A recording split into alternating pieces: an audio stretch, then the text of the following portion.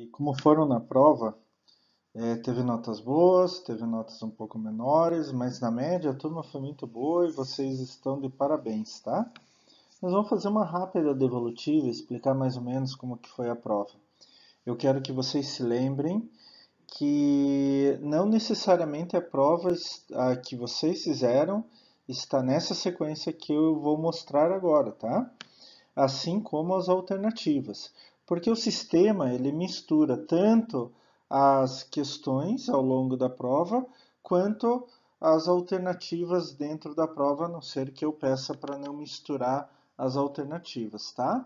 Então, essa devolutiva não é ao pé da letra, é as mesmas questões, é as mesmas alternativas e são as mesmas respostas, tá? Mas ela não necessariamente é na mesma sequência que vocês fizeram, tá bom? Vamos lá então, pergunta por pergunta.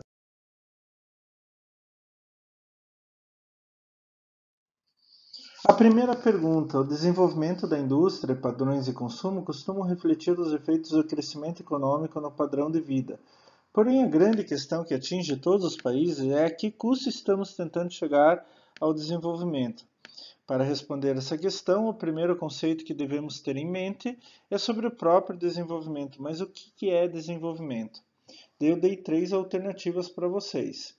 Coloquei embaixo das alternativas acima quais refletem os diferentes conceitos de desenvolvimento existentes hoje no mundo.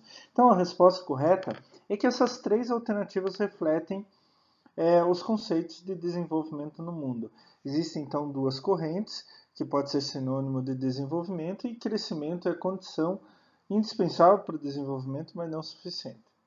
Uma outra corrente fala que é um processo complexo de mudança e transformações de ordem econômica, política, mas principalmente isso que a gente falou, humana e social. E o terceiro é o crescimento transformado para satisfazer as mais diversificadas necessidades do ser humano, como saúde, etc. Então, existem pessoas, existem grupos que pensam dessas três formas diferentes. Como não existe um conceito, um consenso mundial sobre o que é desenvolvimento, então surgem diferentes correntes e acaba que dentro do seu próprio pensamento todas as correntes estão corretas. Eu acabei, por coincidência, acabei de ler um livro sobre desenvolvimento e na verdade existem muito mais conceitos do que isso, tá? E é muito mais complexo. Então a resposta correta é a 1, 2 e 3 estão corretas. Para a pergunta 2. Para entender-se sobre o que ocorre no meio ambiente, é muito importante compreender sobre as leis da termodinâmica. E aqui eu pergunto sobre a primeira lei da termodinâmica, o que é correto afirmar? Então eu vou direto à resposta. Trata com a quantidade total de energia no universo e mais especificamente que esta quantidade total não se altera. Todas as outras alternativas referem-se à segunda lei da termodinâmica, né? Que a energia não pode ser criada nem destruída, mas vai de uma forma mais útil para menos útil, que a gente não consegue 100% de eficiência, então, e uma certa quantidade de energia é convertida em forma inútil. Isso tudo são características, inclusive, de máquinas térmicas, como eu falei para vocês também, dei como exemplo o nosso próprio corpo humano. É uma máquina térmica. Aqui as primeiras quatro alternativas são referência à segunda lei da termodinâmica. Então, a primeira lei diz que eu não... eu tenho uma quantidade de energia no universo e essa quantidade não se altera. A segunda lei ela vai um pouquinho mais adiante, dizendo que se transforma do menos útil para o mais útil, eu não tenho, do mais útil para o menos útil, que eu não tenho 100% de eficiência, que são as máquinas térmicas.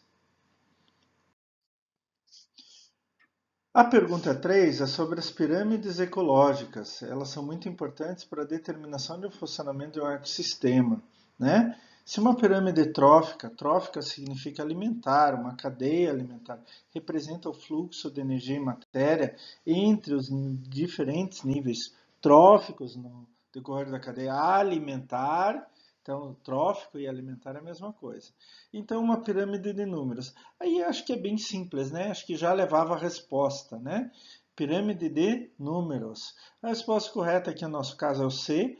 Por exemplo, cerca de 10.000 camarões de água doce são necessários para o sustento de 1.000 peixinhos, que por sua vez alimentam 100 peixes maiores, que finalmente servirão de alimento para uma águia. É quando a gente determina quantos organismos de um nível inferior bastam para alimentar um nível superior. É o número mesmo, número bruto de quantidade. E acabou a história. Todos os outros são diferentes tipos de pirâmide. Pirâmide de biomassa, pirâmide de energia e assim por diante. Questão 4.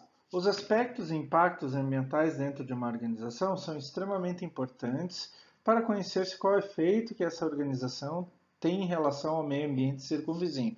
Circunvizinho ao redor de, tá? Sobre os conceitos de aspecto e impacto ambiental, leia com atenção as assertivas abaixo e responda. Olha, eu estou dando aqui o conceito de aspecto e impacto, tá? Então, C, aspecto ambiental, são os elementos das atividades, produtos e serviços de uma organização que podem interagir com o meio ambiente. E impacto ambiental é qualquer mudança no meio ambiente, adversa ou benéfica, que resulta total ou parcialmente das atividades, produtos ou serviços de uma organização. Então, a correta, no nosso caso aqui, é C. Agente de poluição mais evento dão aspecto ambiental, né? Então, por exemplo, eu dei lá no material para vocês o exemplo lá da contaminação, agente de poluição, efluente, esgoto, evento, jogar esse esgoto em algum lugar. Então, lançamento de esgoto é igual a aspecto ambiental, porque eu ainda estou fazendo o ato, ainda estou fazendo uma atividade. Essa atividade, se mal feita, vai interagir com o meio e vai provocar um dano. O dano é o impacto ambiental. Então a gente fala que impacto ambiental é o aspecto ambiental mais evento de impacto. Evento de impacto é contaminação, por exemplo, tá? Nem está aqui no meio, né? Então, o aspecto ambiental é sempre algo que pode poluir mais um evento qualquer. Lançar esgoto, lançamento de esgoto. Quando eu lanço e ele interage com o meio ambiente, esse esgoto vai interagir, ele provoca um dano. Pode ser poluição da água, do solo, etc., né? E esse dano é chamado impacto ambiental. Então, impacto ambiental é igual a aspecto ambiental mais evento de impacto, evento que provoca dano. Tá certo? Então, aqui a resposta correta é a C. 5. A urbanização tem exercido uma forte pressão sobre o meio ambiente, isso é negável. Como foi o processo de urbanização pelo qual passou e passa ainda o ser humano? Quer dizer, a gente pode ver nas cidades, no dia a dia, né? Tudo que a gente passa em relação ao efeito da urbanização, da ocupação pelo ser humano sobre o ambiente, né? Então aqui a resposta correta é B. Ele se caracterizou pela destruição do ambiente natural circunvizinho. Acho que essa, inclusive, era a mais lógica, né? Se a gente pensar nos dias antigos ou nos dias de hoje, a gente vai destruindo o ambiente natural circunvizinho, ao redor desse, circunvizinhança. Circum é ao redor, um círculo, né? Vizinho, em volta de, né? A civilização romana notabilizou-se por provocar diminuição da diversidade animal para ser usado somente como alimento. Não, eles tinham aqueles circos, né? Inclusive, eles fundaram a política do pão e circo. Os maias coletavam alimentos, não tinham influência sobre o meio. Não, eles plantavam. Inclusive, os maias foram os primeiros a plantar milho. E eles tinham cidades enormes e tinham que alimentar as cidades. E acabaram desmatando tudo em volta das suas cidades para poder plantar. Angkor Wat, no Camboja, conseguiu resolver todos os seus problemas de água. Angkor Wat foi a maior cidade do seu tempo. Há 1000 anos atrás ela já tinha 1 milhão de habitantes. E ela desapareceu por quê? Porque não tinha água o suficiente para todas as pessoas. E as primeiras cidades foram criadas na Índia, não, é no atual Iraque, tá? Pergunta 6. A relação aspecto-impacto ambiental é sempre uma relação de causa e efeito, né? O aspecto é causa, o impacto é o efeito, é o dano, né? Então, a gente acabou de falar numa pergunta anterior. Isto é, para acontecer um impacto ambiental, necessariamente temos como causa o aspecto ambiental. Você consegue identificar essa relação de causa e efeito em um serviço de saúde? Isso é muito importante, gente. Inclusive, eu já falei para vocês que a gente pode trabalhar, fazer um trabalho científico até sobre isso, tá? Então, eu coloquei uma tabela aqui, onde que na primeira coluna tinha atividade, segundo aspecto, terceiro impacto. Na verdade, a resposta correta é que todos estão corretos. 1, 2, 3 e 4 estão corretos.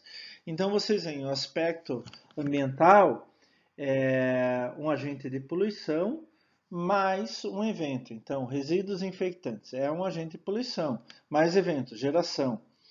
Energia elétrica não é um agente de poluição, quer dizer, ele vai tirar, não é poluição como a gente conhece, mas eu tiro algo do meio. Consumo excessivo é um evento, é um consumo. A mesma coisa com a água, a mesma coisa com efluentes, né? Impacto é o dano causado no meio, né? Então é o aspecto ambiental mais um evento de impacto.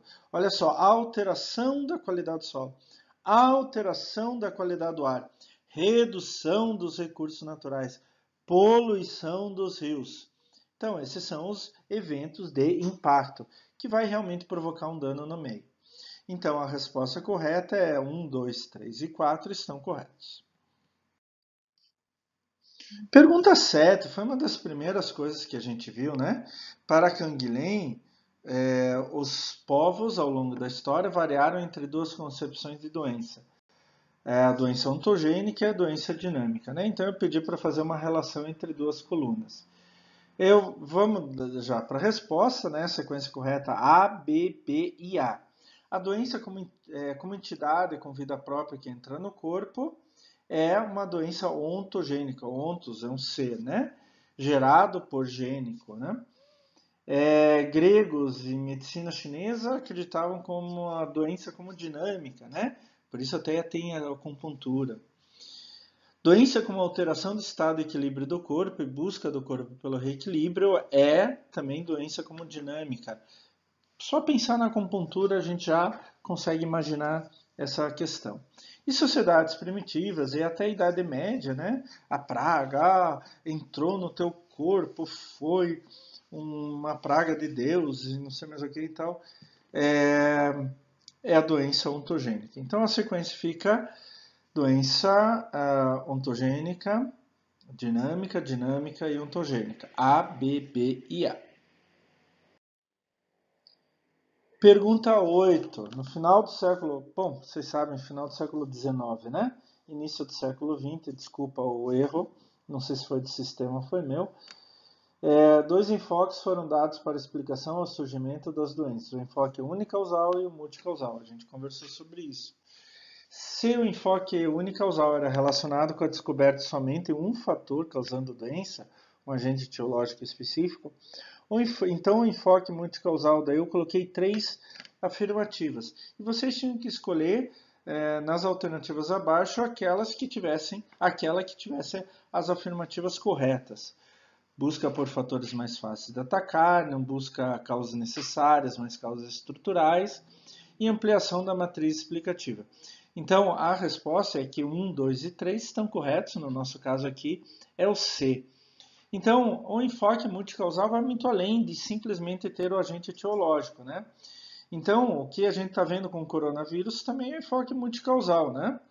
A gente está fazendo várias outras coisas para quebrar, cortar a cadeia causal, buscar por fatores mais fáceis de atacar com medidas pouco custosas, e a gente está ampliando a matriz explicativa no processo saúde e doença. Eu acho que enfoque multicausal, e essa pergunta aqui, com essas alternativas, ela mostra muito bem o que a gente está fazendo em termos de coronavírus atualmente, né? Então, a gente busca cortar a cadeia causal. Como? Evitar a transmissão. Busca fatores mais fáceis de atacar, como isolamento social, uso de máscara e assim por diante. E a gente amplia a matriz explicativa do processo de saúde e doença. não é só um agente etiológico.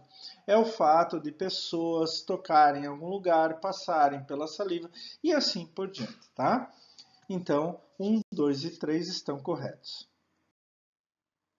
Vamos lá, essa pergunta é um pouco mais longa, né? Então, a ideia de desenvolvimento sustentável, se lembram? Desenvolvimento sustentável é você aproveitar os recursos hoje de tal maneira que as próximas gerações tenham os mesmos recursos para aproveitarem, né?